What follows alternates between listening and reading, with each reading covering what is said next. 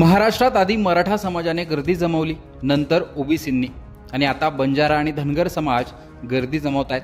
कारण आहे आरक्षण. बंजारा आणि धनगर या VJNT मधील जातींना अनुसूचित जमाती म्हणजे ST मध्ये आरक्षण हवंय. हैदराबाद गॅजेटच्या चर्चेनंतर त्यासाठी आंदोलनं उपोषणं सुरू आहेत. शिवाय मराठवाड्यातील मोठ्या नेत्यांनी या मागणीला म्हणजे धनगर आणि बंजारांच्या मागणीला पाठिंबा दिलाय. त्या विरोधात आता नांदेड जिल्ह्यातील किनवटचे भाजप आमदार भीमराव केराम यांनी आदिवासींना एकत्र करून बंजारा आणि धनगरांना ST मधून आरक्षण देण्यास विरोध केला आहे. त्यासाठी किनवट येथे मोर्चा आयोजित करण्यात आला होता. यावेळी आमदार केराम यांनी काय भूमिका मांडली पहा. परंतु जे मोर्चे आणि आंदोलन या ठिकाणी होत आहेत, या बाबतीमध्ये आमच्या लोकांच्या मनामध्ये जे भीतीचं वातावरण निर्माण झालेलं आहे, हे कुठेतरी त्यांच्या मनातून काढून टाकलं पाहिजे आणि आपण आपल्या हक्कासाठी जागरूक आहोत हे परत एकदा शासनाला आठवण करून दिलं पाहिजे. यासाठीचा हा मोर्चा या ठिकाणी आयोजित केलेला आहे. त्याच्यामुळं हजारो संख्येने या ठिकाणी आमचे आदिवासी बांधव आजच्या मोर्चेमध्ये सहभागी झालेले आहे. आपल्या माध्यमातून माझ्या मित्रांना सांगायला पाहिजे, हे मोर्चामध्ये येत असताना शासनाचे प्रतिनिधी म्हणून त्यांनी जे भाषण करताना सांगितलंय, दुसऱ्या दिवशी त्यांनी व्हिडिओमध्ये सांगितलंय, आम्ही मूळ आदिवासींच्या आरक्षणाला धक्का न लागता आम्ही स्वतंत्र आरक्षण या ठिकाणी मागतो. स्वतंत्र कुठलं आरक्षण मागताय? ओबीसीचं म्हणून त्यांना 3% आरक्षण आहे. व क ड अशा पद्धती एकूण त्यांना 11% आरक्षण त्यांना ठिकाणी स्वतंत्र आहे. स्वतंत्र आरक्षण असताना त्या ठिकाणी परत त्याने आमच्या 7% आरक्षणामध्ये मागण्याची दुहेरी भूमिका घेण्याचं काय कारण आहे? दुसरी बात, आदिवासी समान दर्जा आम्हाला देण्याचं काय कारण आहे? ही जे भागाभाग या ठिकाणी आंदोलन आणि मोर्चे करतात, ही काल ओबीसीच्या आंदोलनामध्ये हीच लोक आम्हाला आमच्या ओबीसीचं आरक्षणाला धक्का लागता कामा नाही अशा पद्धतीचं सक्रिय आंदोलनामध्ये ही सगळे लोक होते.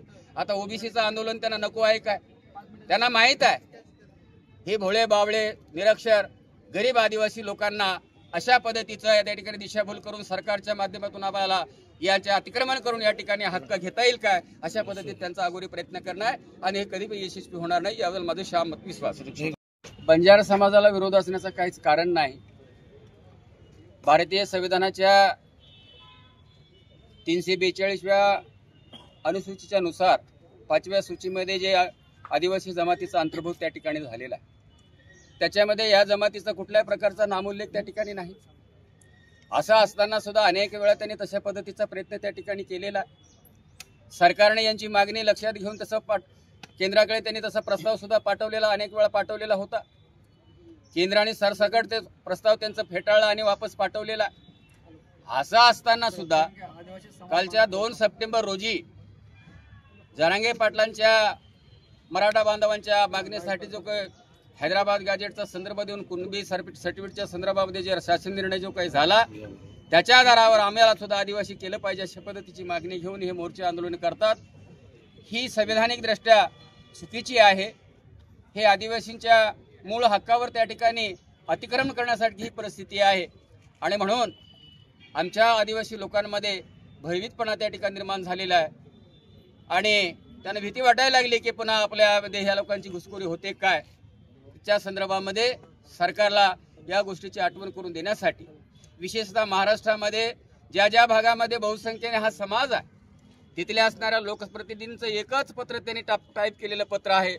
ते पत्र राज्याचे मुख्यमंत्री आणि सरकारला त्या ठिकाणी दिले की आम्हाला 1920 प्रमाणे त्या ठिकाणी आदिवासीमध्ये समाविष्ट करा.